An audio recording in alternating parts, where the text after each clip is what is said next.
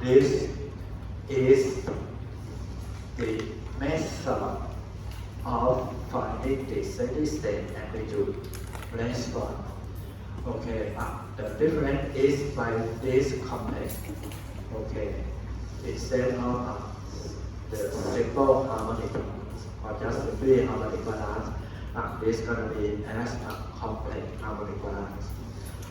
Okay, mainly for this one, it is used for finding the steady state harmonic response.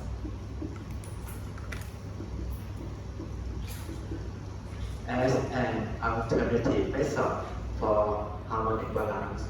Okay, before that we have harmonic balance. Okay, so what is for complex?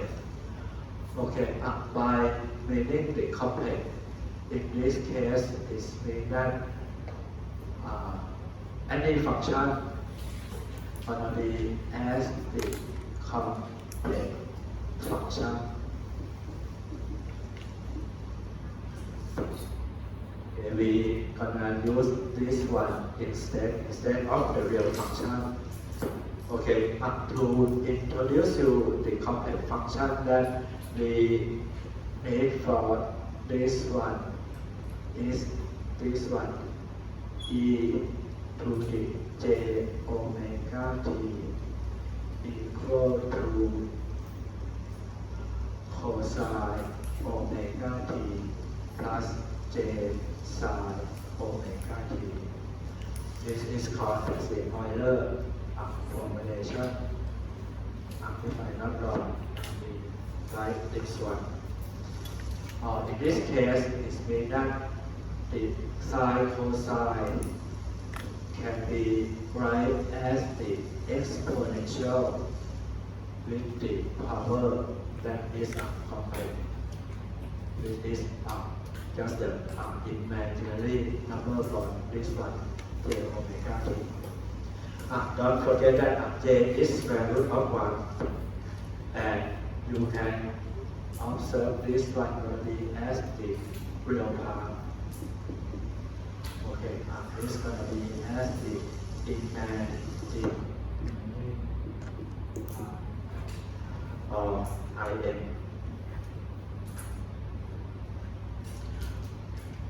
So if we have this one, okay, next, if I multiply 2 f, okay, so if I do it that, although we have this one,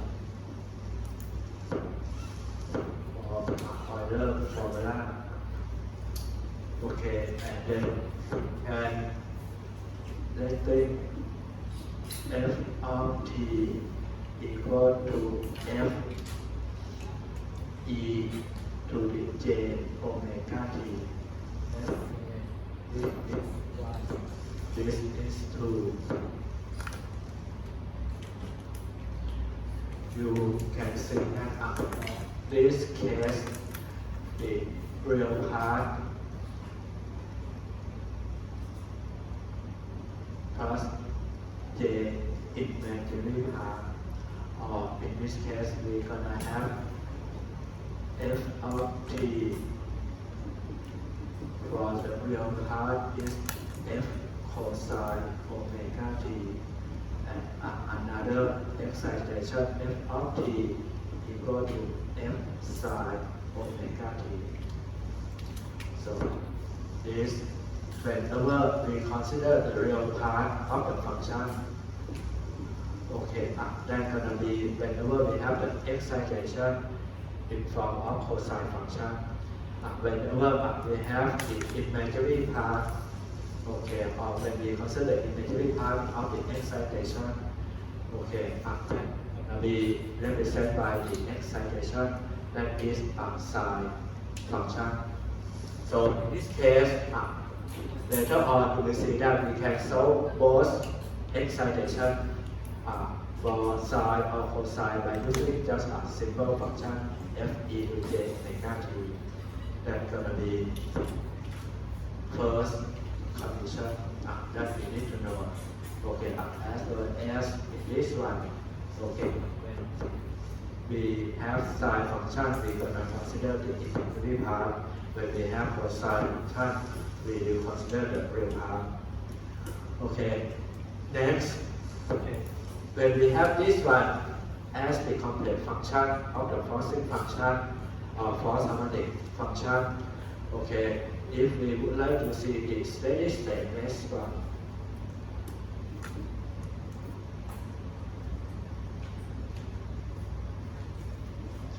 x sub ss of t.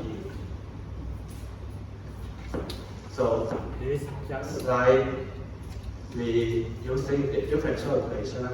So we're gonna have this one gonna be as the particular part or particular solution. Complementary, we're not gonna be interested because we would like to know just a steady state, so just particular. So in this case, our particular function gonna be complex function, which is e to the j omega t. The omega is the excitation frequency, look like this one. Okay, and then it's depends on the amplitude x. Okay, so that's gonna be the solution that we use for the complex function. Okay, for steady state harmonic. Okay, the same as we have this one as the excitation. Okay, what I showing you is that I introduce you a new function x. Okay, which is gonna be the function depend on the equation of motion, depend on the excitation, and in this case. When we have e is complex function, then we're gonna have f gonna be as in complex function in the form of x sub r plus j x sub I. Okay, so let's combine both real part and imaginary part for x function. Once we know this one, okay, I can maybe substitute for capital X with this x sub r plus j x sub I. Okay, and then we know e to the j omega, which is gonna be the red portion of equation 1, which is cosine omega t plus j sine omega t. Combine this, multiply each term, we have x sub r cosine omega t plus j x sub r sine omega t. Okay, the next one plus j x sub I cosine omega t. J and j become minus x sub I sine omega t. Okay, just multiply every term. After you multiply this one, okay, you can see that this is gonna be the portion of the real part. It's not multiplied by j, so we can add this one x sub r cosine omega t minus x sub I sine omega t. Okay, the next term plus j. Okay, start with x sub r sine omega t. Okay, and then plus plus x sub I cosine omega t.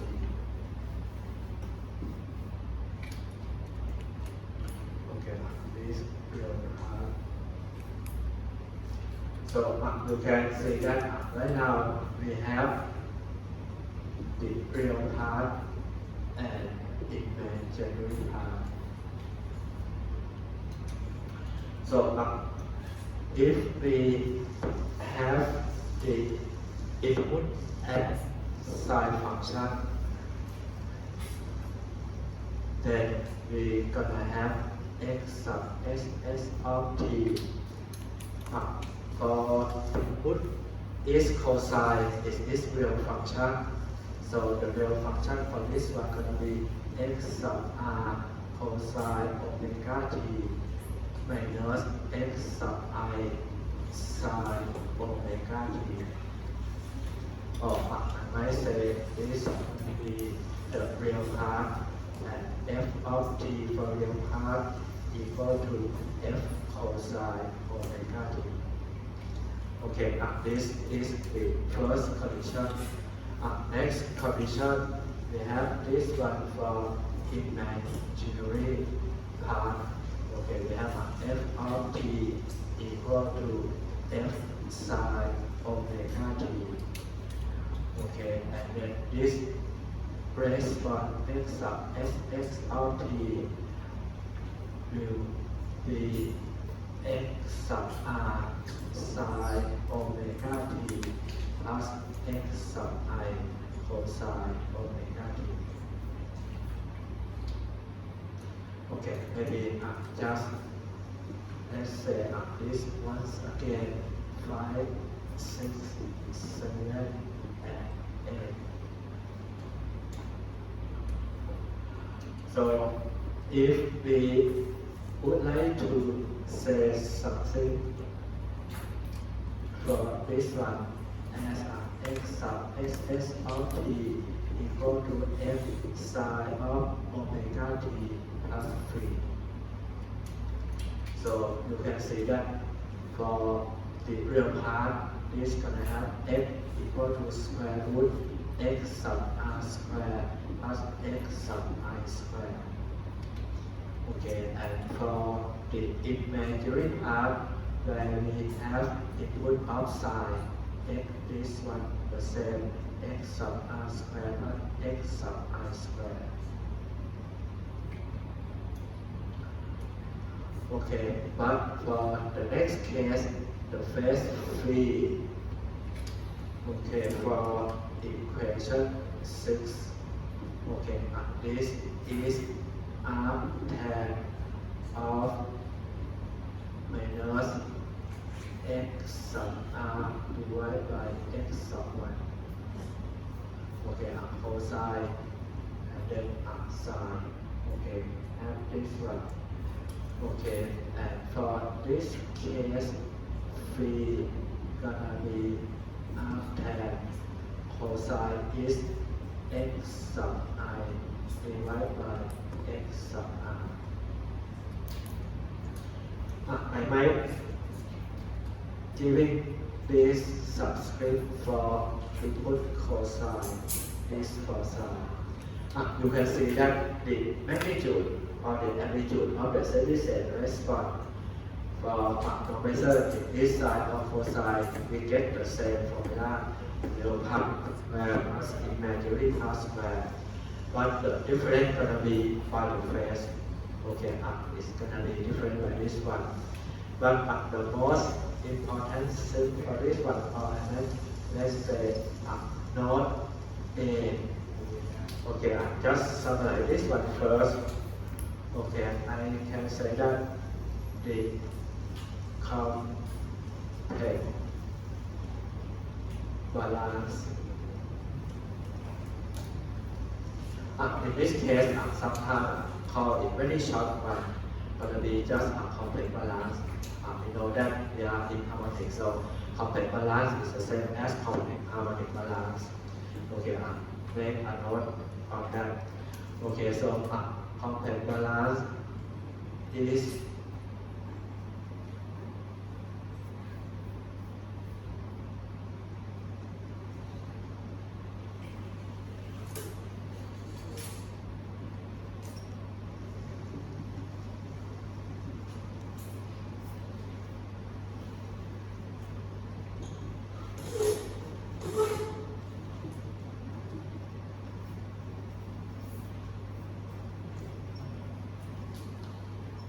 easier or better in finding steady state. Okay, in this case, or it is easier to find steady state amplitude. So we commonly, if we would like to know the steady state amplitude, we just use complex balance, which I will show you later on. Okay, but B is more complicated. For finding the phase.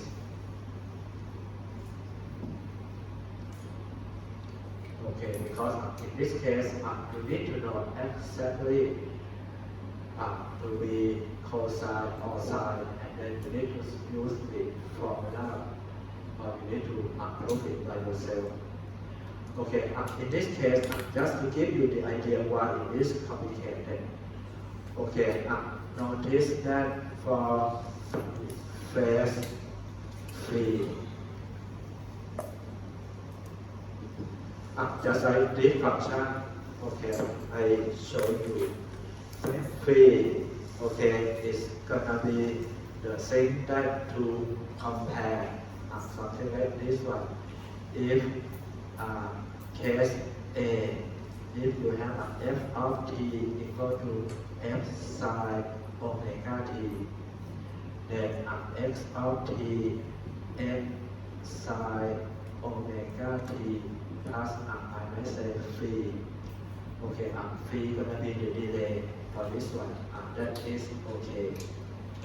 But if in the next case f of t equal to f cosine omega t, okay, x of t, if you write as x sine omega t plus, I may say this one gonna be phi sub s cosine, this gonna be phi sub c for cosine function.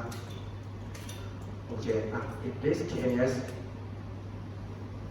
phi sub c not gonna be the phase shift or the delay of the function. Why?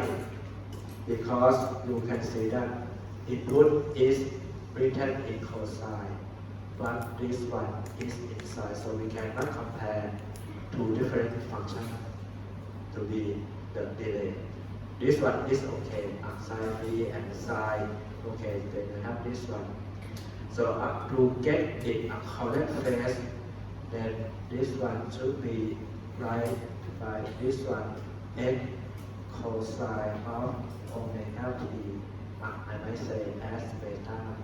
So if you write this one, okay, the form of cosine, this beta gonna be the delay or the phase shift of the function.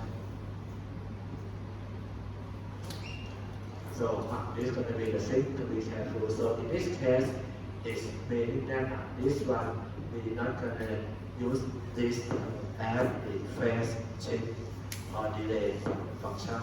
So you need to convert this one. Okay, this just like I have done in free vibration response, that you have sine A plus B equal to sine A cosine B plus cosine A sine B, okay, to get the delay. Just to remind you, if you have cosine A plus B, okay, then you have cosine A cosine B minus sine A sine B. So this is going to be a good exercise, okay, to solve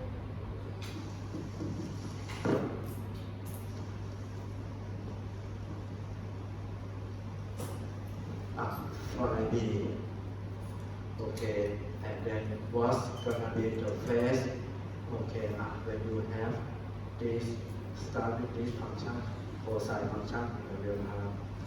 Okay, I'm not going to be the exercise, okay, by using this function cosine. Okay, the same case, you can have this one as a sine minus, then put minus, or in this case, you can have this minus and this going to be plus. Okay, so go back, so try to do this one. Okay, give me one last topic before the break. An example.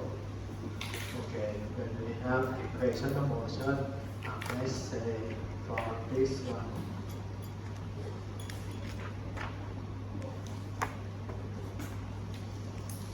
Okay, let's see if we have this one the same as we have throughout this morning. Okay, and use complex harmonic balance to solve this one, especially for the MCQ, to see that we get the same result as before now. Okay, so start on this one.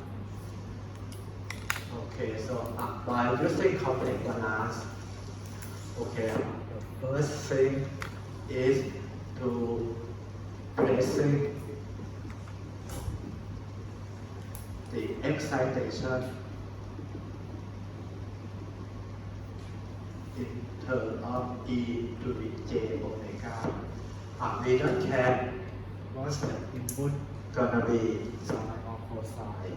So in this case, just replace by e to the j omega t.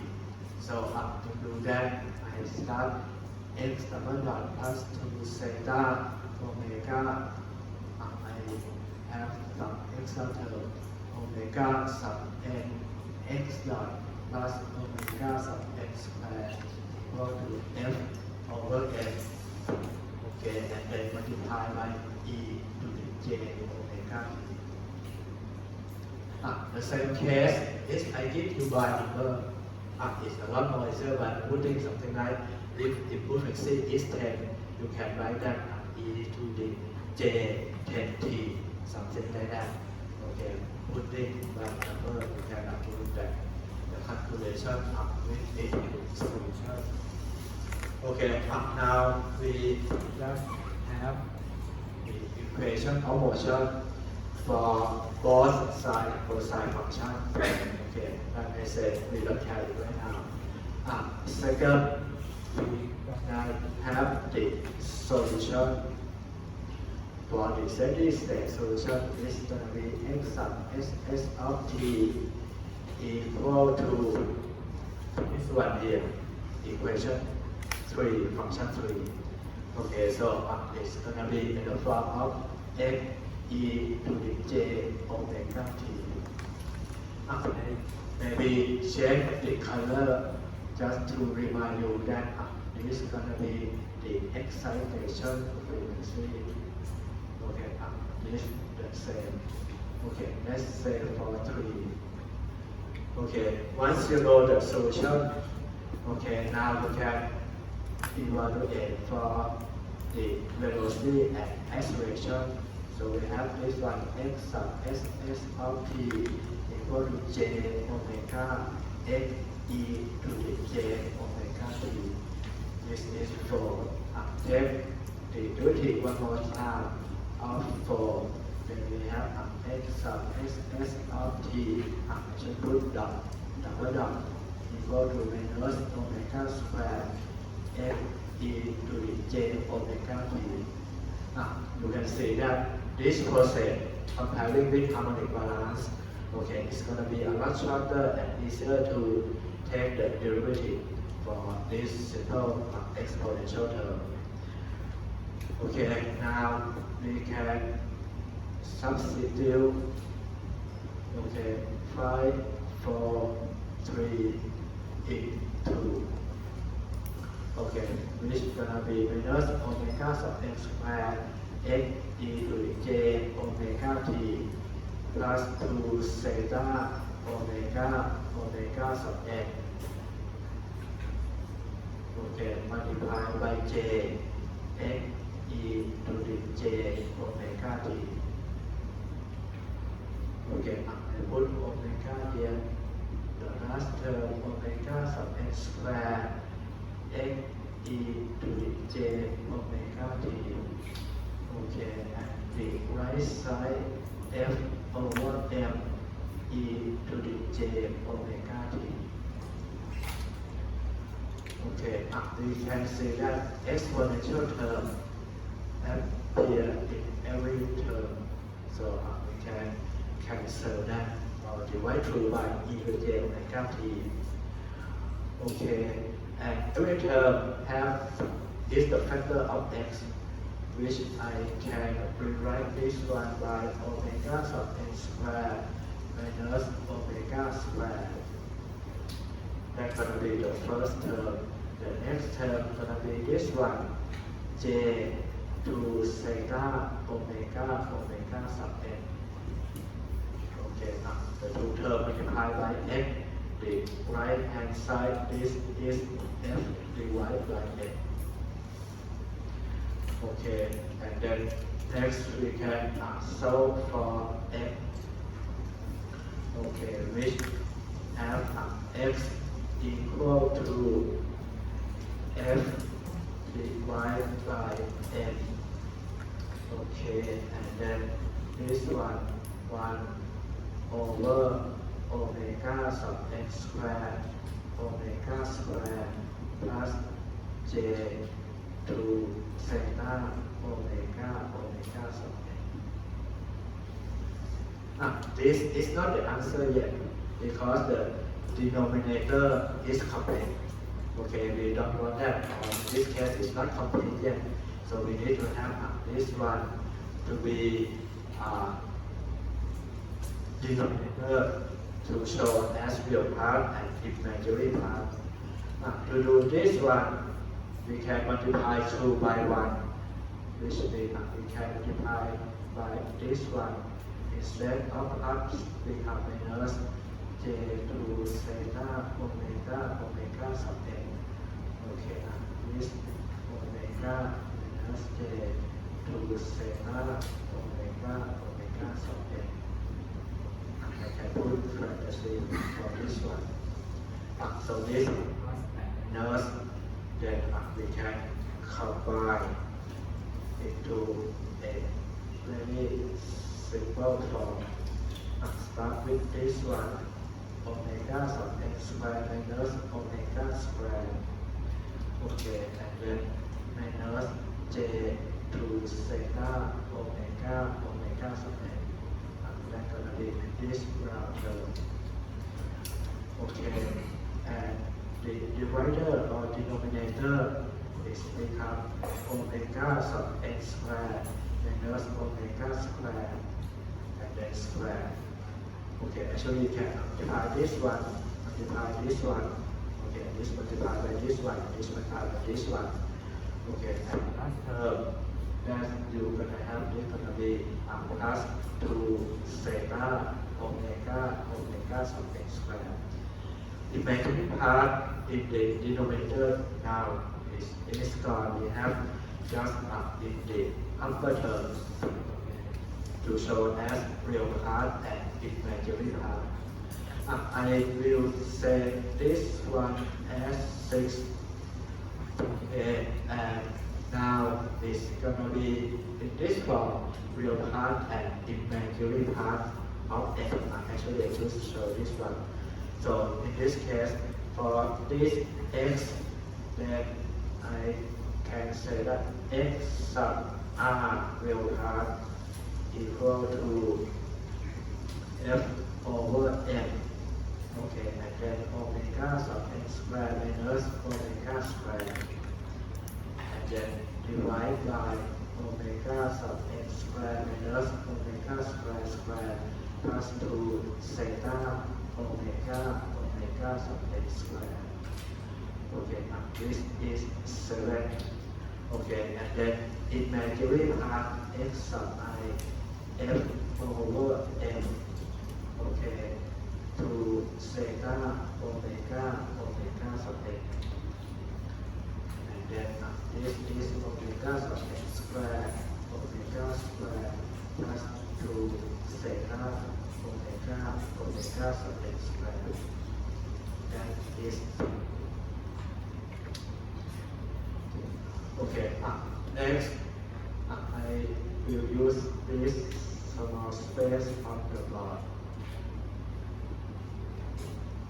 Okay, so the amplitude. So for this magnitude x sub r squared plus x sub I squared. Okay, so we have f squared divided by n squared. The real part is omega sub n minus omega squared, everything squared. Okay, this is gonna be the real part. Okay, the divider is the same omega sub n squared minus omega squared plus 2 theta omega sub n squared. Okay, and don't forget this is squared. So all of this term going to be the real part. Okay, imaginary part is the same. So we can just plus 2 theta omega sub n squared. So this come out to be the same as we have done in harmonic balance. Just putting this one for you. So x gonna be f divided by m square root of omega sub n squared plus 2 theta omega sub n squared. Okay, say this one as 9. So this go up to this one. The input or excitation is sine function. So this sine function, okay, then we can see that for sine function, the phase, okay, I can use this one. If it is cosine, this is going to be your exercise. Okay, to do that in this case, then the next condition, okay, I might say this 3, this is gonna be 4, 5 for the phase, steady state phase. Okay, we have this one, V sub S equal to R tan x sub I divided by x sub R.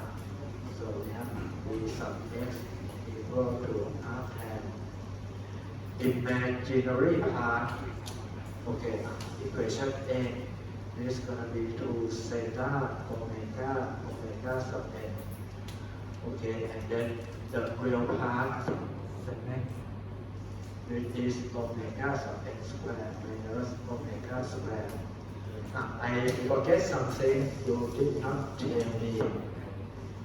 This is negative, so the whole thing gonna be put negative in front of this one. So this one actually is gonna be minus 2. But it doesn't matter for this one because anyway it's square. So in this case, this is gonna be minus or to simplify all. So this one gonna be the first is minus r tan of 2 theta.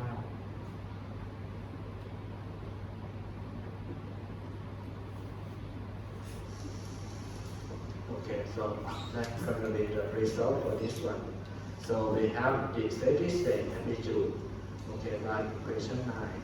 Okay, our amplitude response, and then this is gonna be the first response, V sub S. Okay, that's gonna be the example. Okay, when we use harmonic balance. Okay, so to solving, as I told you, don't care about it is sine or cosine. gonna be take side over side once we have this to real time. Okay, and then you need to prove for this one by yourself when it is cosine. But if you have done it, you can have your table including the phase. If you would like to see it absolute, you can able and take it to see this is real part of the real part to be on this one as the ratio of the two for the phase. Okay, I think for complex balance, one example should be enough. And later on, you can go back and solve the homework or the quiz or the example of the exam that I give it to you. Okay, take 10 minutes break. The combination of magnitude and phase, okay, combine two of the graph is called as the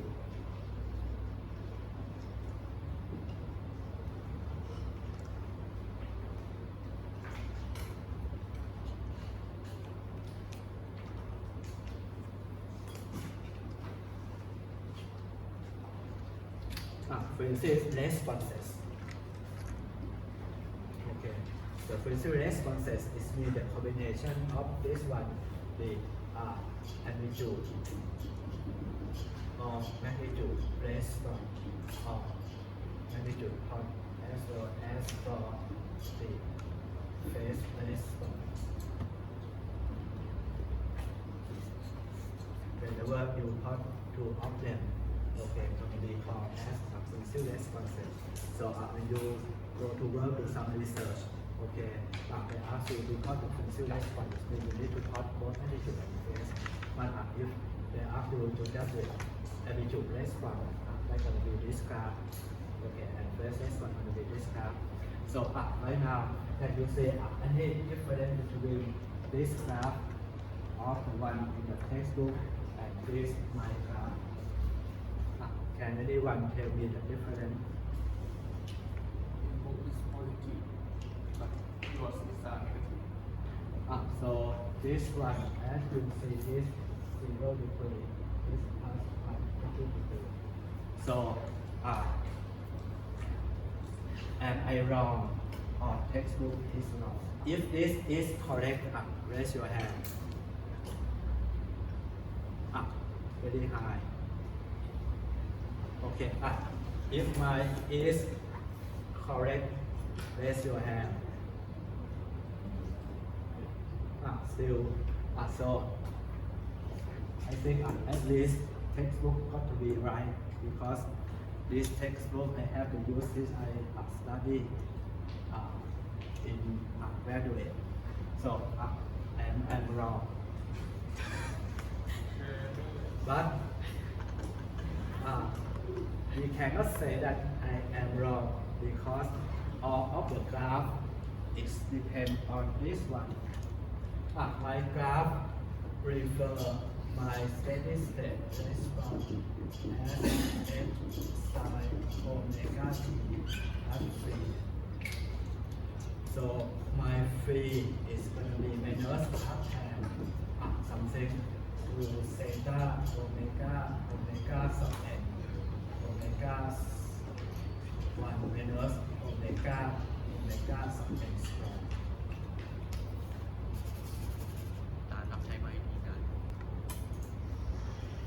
Okay, so in this case, I derive my steady state response. Okay, and if you say I am wrong, in that case, it means you are wrong also because you're not going to check that everything I prove this one, it is correct by this one. So I get this one as a negative phase, which means that if I write this one, okay, if I say omega t plus 3 is going to be omega t minus half tan to theta something omega sub n 1 minus something like this one. Okay, that's going to be the whole phase expression for this one. Okay, in the textbook, they do different way than I do. In this case, the steady state response is written in this way, psi omega t. Okay, I say in minus phi in the red one. Okay, to be in minus phi is mean that phi is gonna be plus r tan of 2 zeta omega sub n1 minus omega square omega sub n square. So this becomes positive. As you see, this is 0 and plus. So whenever you put this one, okay, as for this expression, it is minus. So you can see that once you put or substitute this one, it's going to be the same expression. But by viewing the raised one, we can view by have positive phi by this one, or let's say capital A, or we can take this one capital B. So in this case, both are correct. But before you gonna see which one is positive, negative, you should look before they put the graph on to see that how the expression of the steady state response going to be minus phi or plus phi. Okay, I use plus phi, so that in this case will be the same angle is going to be negative for this one or negative phase. So this is going to be correct. So later on every textbook, every paper, research paper to study or to determine for the phase. Okay, when it positive, negative, just go back to see how they write the steady state response. Okay, so that's gonna be by this one. So this gonna give you the idea. This is the simulation for the steady state harmonic vibration. The arrow represents the force. Okay, by this force excitation system, or in this case, it is for this one.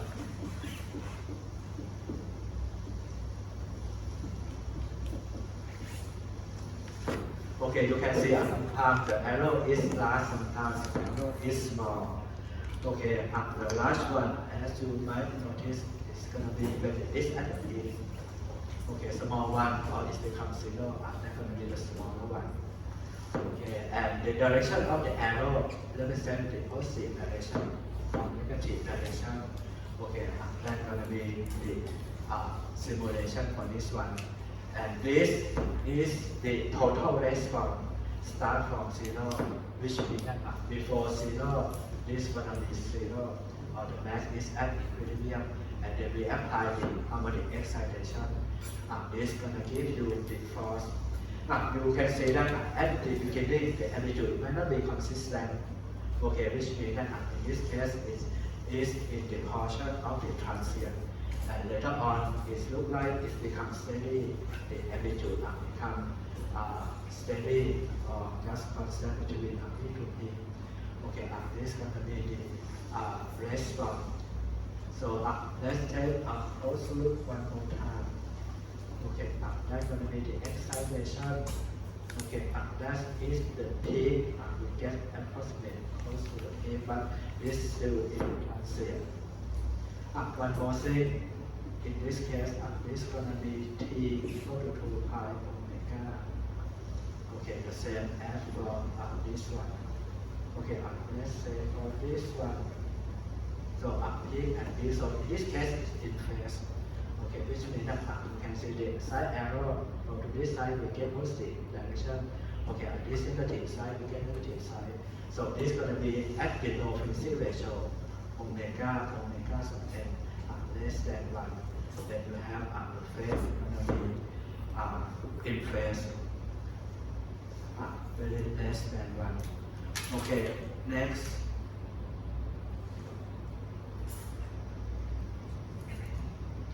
This is going to be the same system, but higher excitation frequency.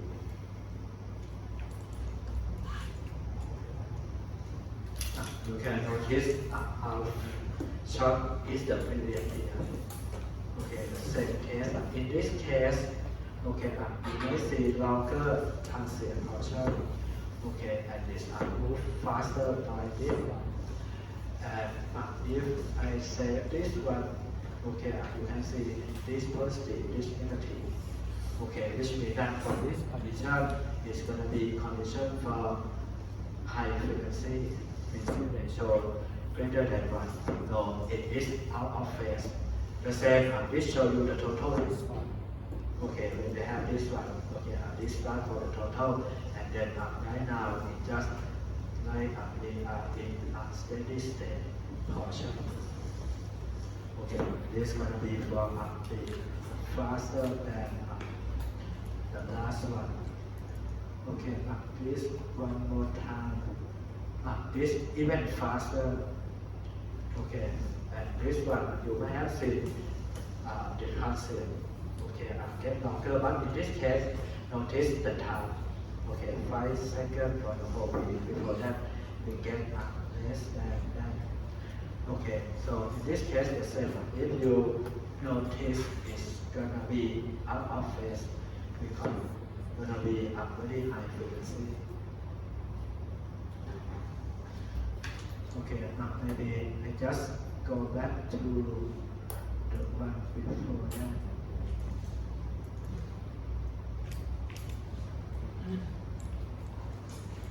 Okay, this one take more time, 8 seconds for the whole down. Okay, the last one before that is less than that. Okay, but you can see the effect of the transient. Okay, this is going to be the special one, and maybe the one that we will learn it after this simulation. Okay, this is going to be the time.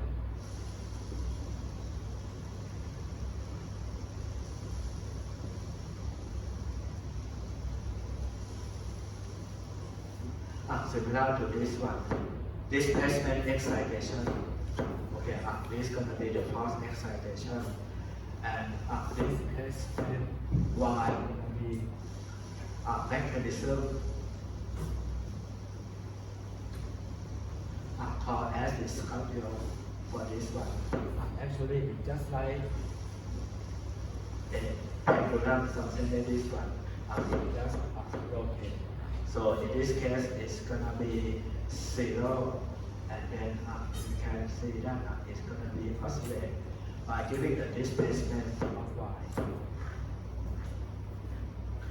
Okay, and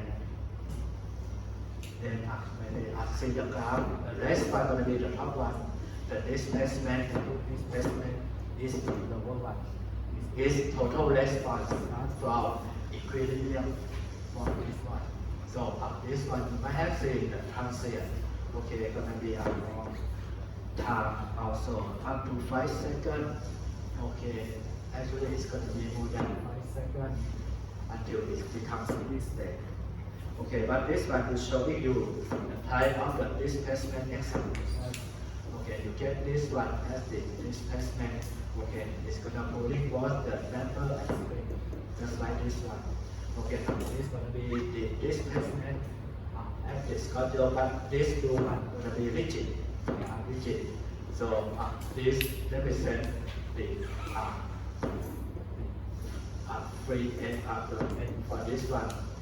Okay, then we can make some note on record the displacement for this one. And Y. Okay, this is going to be a bit more concept about displacement excitation. Okay, I think that's going to be all. Any question? Or if you would like to see anything more on the simulation,